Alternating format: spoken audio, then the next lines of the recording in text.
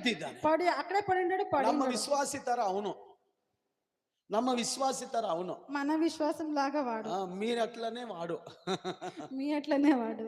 ಅವನು ಹೇಳ್ತಾ ಇದ್ದಾನೆ, వాడు చెప్తున్నాడు, ಏಸಪ್ಪ ಬಂದು ಹೇಳಿದ್ರು, యేసప్ప వచ్చి ನಿನಗೆ చెప్పినప్పుడు ಸ್ವಸ್ಥತೆ ಬೇಕಪ್ಪ. నీకు స్వస్థత కావాలా? ಅವನು ಹೇಳ್ತಾನೆ, ಸ್ವಾಮಿ ನೀರು ದೇವದೂತರು ಕಲಗಿಸುವಾಗಲ್ಲ ನನಗಿಂತಲೂ ಮುಂದಾಗಿ ಯಾರಾದ್ರೂ ಹೋಗ್ಬಿಡ್ತಾರೆ.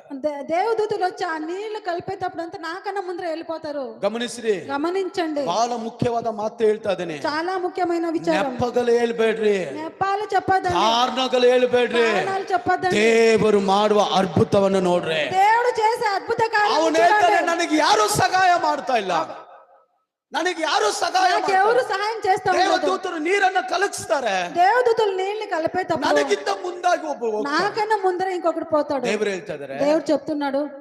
ಮತ್ತೊಂದು ಸರಿ ಕೇಳ್ತಾರೆ, దేవుడు ఇంకొకసారి చెప్తున్నాడు, ನಿನಗೆ ಮನಸ್ಸಿದ್ದೀಯಾ, నీకు మనసుందా, ನಿನಗೆ ಮನಸ್ಸಿದ್ದೀಯಾ, నీకు